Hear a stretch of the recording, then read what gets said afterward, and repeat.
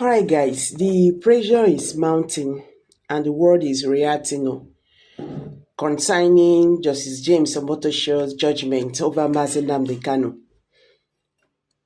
Omotosho's decision to sentence Kanu to life imprisonment has actually ignited a global outrage far bigger than anyone expected. From legal experts tearing apart the judgment to international observers demanding immediate review. The aftermath of this verdict is really shaking Nigeria and beyond. Now, new revelations are putting the judge himself under intense fire, and the reactions are only getting louder. Welcome back to Prospect Channels TV. We don't come back again with another bonga update. I beg. Today be your first time when you discover this channel. Please subscribe, like, and share. My people, the kind gbege when this judgment don't cause Nari wahala promise. Since Omotosho dropped that life imprisonment ruling, everywhere just scatter. Legal experts don't come out. They talk say plenty things no align for the judgment. Some they claim say the judge skip important legal procedures.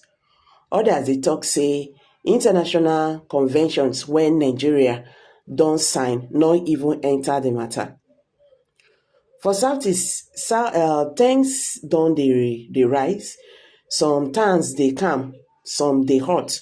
People dey ask how judge take reach life sentence when the case still get unanswered questions.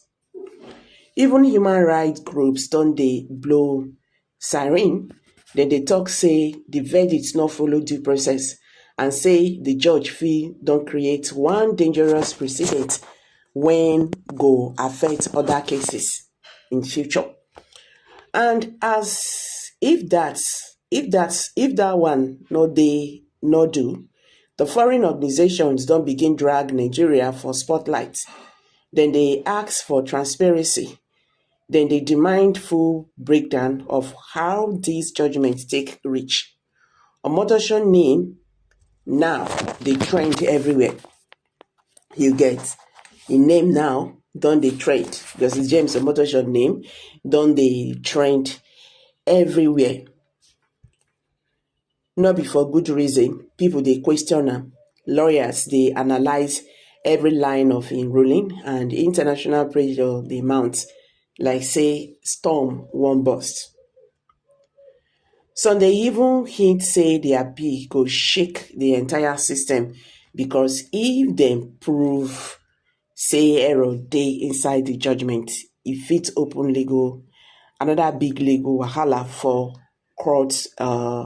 courthouse. So my people, the matter never even start finish. Now he truly dey open. You see, all this matter when they talk here and there, me are not bad around because even if they go back to court, Nigerian government have already decided what they would do to Kanu. You understand? That is just the truth. They have made their decision. So the best thing now is political solution. Nobody should stop going to court. Because me, I feel going to court. I feel that going to court is going to be wastage. Now waste. They have already made their decisions. You get. So going to court now just like dragging Nnamdi Kanu. In fact, I don't know. It's going to be. It will cause him more psychological problem because the situation went by. You dey see say this one na A. Somebody there dey tell you say no be A o na B. All this kind of stuff. You get. So going to court will not still solve this problem. Even if they know say, oh, this is how this is supposed to be. They don't arrange. Nothing you could do about them. You get. So the best thing that will happen to this case is political solution. Everybody sit down, then we'll discuss.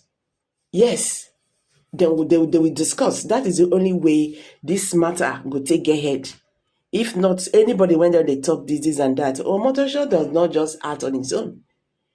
So if anybody thinking that Nnamdi Kanu appealed the case in appeal court that is going to bring any positive answer. Make una calm down, just like what I told you guys before. Appeal court with Nigerian government. Now, how do they talk up? They say you fight with person. They say make una go judge the matter. And papa na the chief. Abi papa na the king for the village square. A uncle na him be the chief. Tell me as you go come take win the case. They go just make sure say they frustrate you. That is what is happening. Meanwhile, Barrister Lawyer Ejima called the former special counsel to the leader of the indigenous people of Biafra. Okay.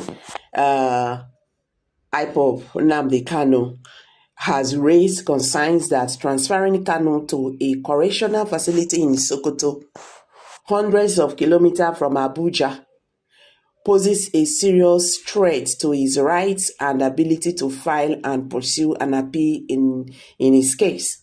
They say wahala so speaking on Channels Television's morning brief program on Monday, Ejimako warned that Kanu's constitutional rights under Section 36 of the 1999 Constitution of the Federal Republic of Nigeria were now at risk. Right now, what everybody should be concerned about is the post-judgment regime. Mazi Nnamdi Kanu still regains his constitutional right to a fair hearing under Section 36 of the Constitution, he said.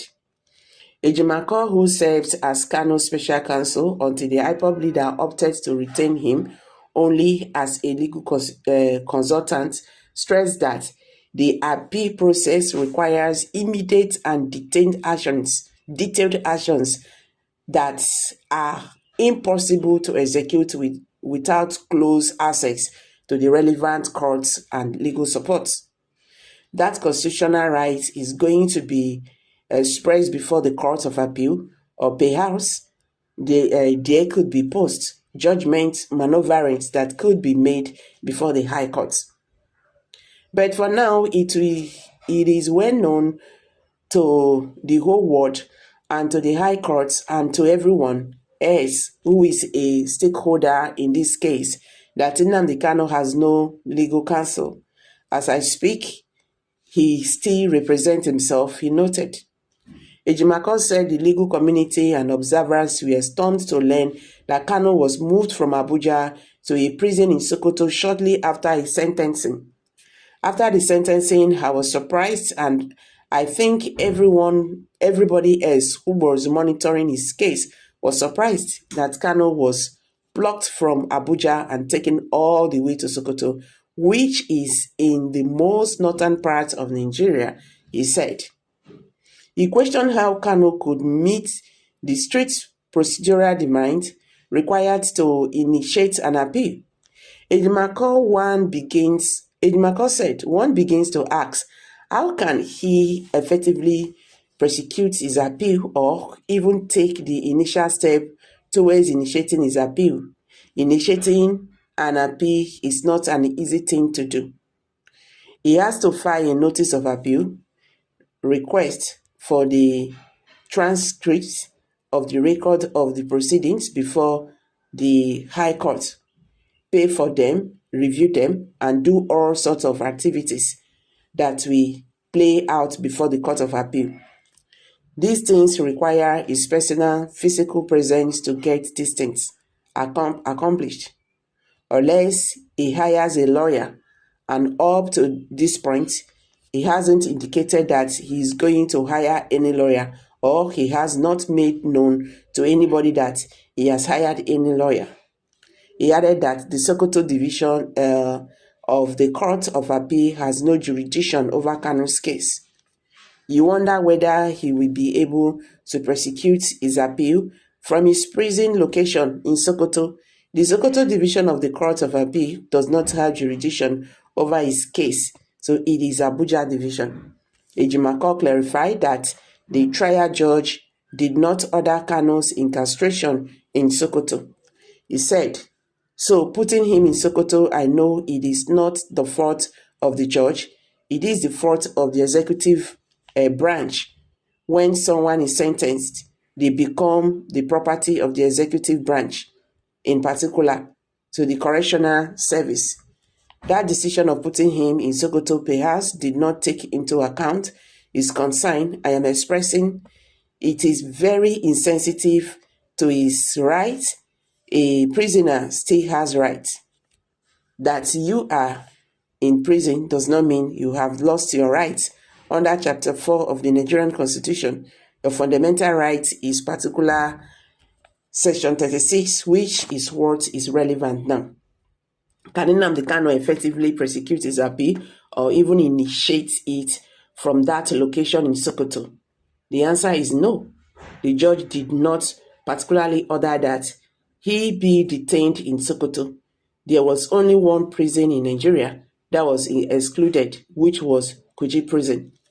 He argued that several facilities closer to Abuja, such as Suleja and Kefi, would have been better preserved Kanu's access to legal assistance and family members. If you check around the Abuja area and the environs, there are other prisons. We have one in Suleja, one in Kefi, and there are probably other prisons within 2 hours from Abuja, he said. So these prisons would have been much better locations for detaining Mazi Nnamdi Kanu to ensure that he is close enough to his relatives who are known to be in Abuja. So, all right, guys, like as I said, you see, they have eventually stripped him, of that. So the situation is unfolding rapidly, and the pressure on Justice James Omotosho is also intensifying by the hour as more experts expose alleged errors and more questions arise about the legality of the ruling. One thing is certain,